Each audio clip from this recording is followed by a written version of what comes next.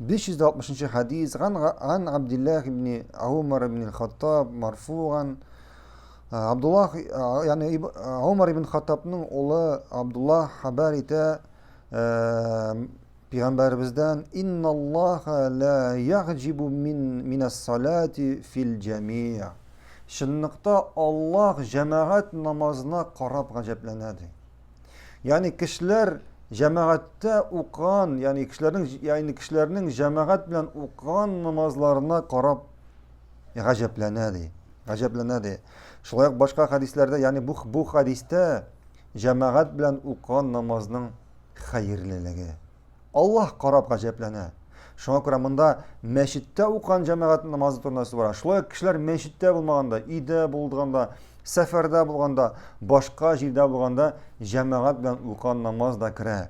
Шулай пәйгамбәрбез башка хадистә әйтте, шынлыкта ике кешенең бергә укыган намазы, бергә җәмәгатьтә укыган намазы Аллах каршында 4 кешенең айрым укыган намазларына караганда хәерлерәк.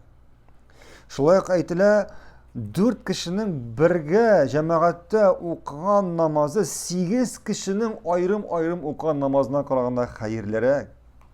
Шулай ук әйтелә, 8 кешенең бергә җәмәгатьтә укыган намазы 100 кешенең айрым укыган намазына караганда хәерлерәк. Шуңа күрә җәмәгать никадәр күбрәк булса, шуның кадәр бу намазның әҗре савабы, бу намазның Аллах каршында бәясе күбрәк, югарырак.